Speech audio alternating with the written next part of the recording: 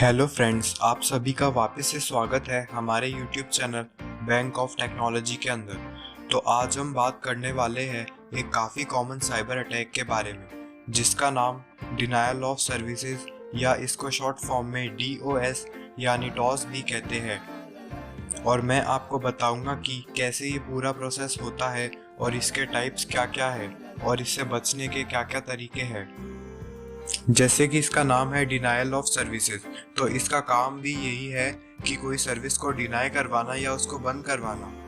तो मैं आपको बता दूं कि दुनिया का पहला डॉस अटैक 22 जुलाई 1992 को हुआ था और ये 14 कंप्यूटर सिस्टम से इनिशिएट किया गया था। डॉस अटैक्स कुछ मिली सेकेंड से लेकर काफ़ी घंटों तक अफेक्ट कर सकता है।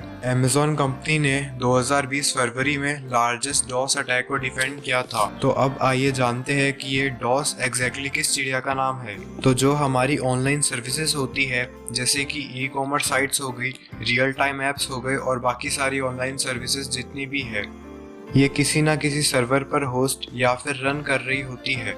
सर्वर भी एक कंप्यूटर सिस्टम की तरह होता है। जैसे मैंने www.techiebank.live सर्च किया अपने फ़ोन से, तो मैंने एग्जैक्टली अपने फ़ोन से techiebank.live के सर्वर को कहा कि मुझे ये वेबसाइट देखनी है और उसने मुझे वेबसाइट का HTML कोड भेजा और मेरे ब्राउज़र ने उसको वेबसाइट में कन्वर्ट करके मुझे दिखाया है। तो सर्वर्स ऐसे वर्क करते हैं।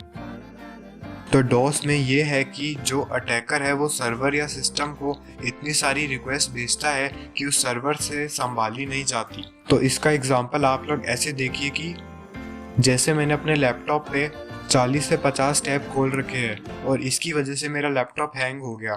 ठीक उसी तरह सर्वर पर अटैकर इतनी ज़्यादा रिक्वेस्ट करता है कि सर्वर संभाल नहीं पाता और क्रैश हो जाता है।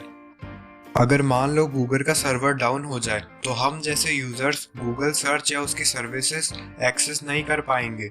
तो उससे गूगल का 1 से 2 मिनट में 1 लाख रुपए तक का नुकसान हो जाएगा, वो भी सिर्फ 1 या 2 मिनट के अंदर अंदर ही।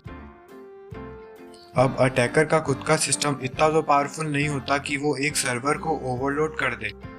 तो यहाँ पे अब आता है DDoS, जिसका फुल फॉर्म है डिस्ट्रीब्यूटेड डिनायल ऑफ सर्विसेज। ये नॉर्मल डॉस की तरह ही होता है, बट डॉस में तो एक ही सिस्टम से अटैक जनरेट होता है, जबकि DDoS में ग्रुप ऑफ सिस्टम से अटैक जनरेट होता है।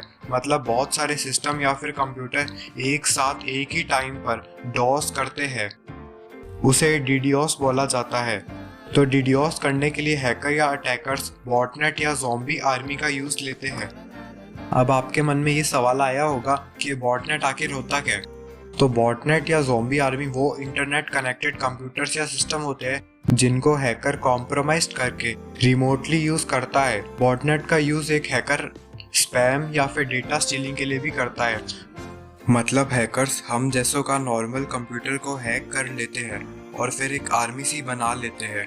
और तो और ये सारा प्रोसेस बॉटनेट का बैकग्राउंड में होता है, तो किसी को पता भी नहीं चलता कि उसका कंप्यूटर DDoS कर रहा है।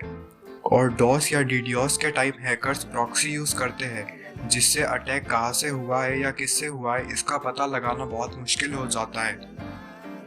एक आर्टिकल के अकॉर्डिंग फरवरी 2020 में अमेज़न ने कहा उसकी AWS शील्ड सर्विस में अभी तक का लार्जेस्ट DDoS अटैक रिकॉर्ड हुआ है।